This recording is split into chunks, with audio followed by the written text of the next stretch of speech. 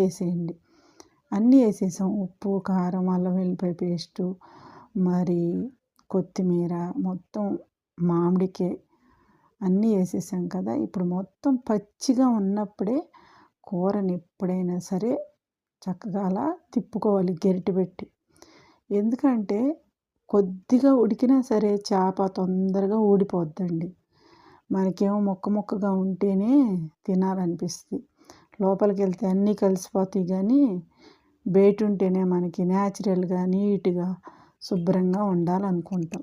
తినే అన్ని కడుపులో అన్నీ కలిసిపోతాయి. మనమే కలిసి ఉండటానికి చాలా కష్టపడతాం మనుషులు. నాలుకే రుచి అండి, లోపలికి వెళ్తే అన్నీ ఒకటే కదా. అయితే ఇలా ప్రిపేర్ చేసుకోండి. ఇలా ప్రిపేర్ చేసిన దాన్ని చక్కగా ఒక నిమ్మకాయ సైజ్ అంత చింతపండు తీసుకోండి. ఎందుకు మామిడికాయ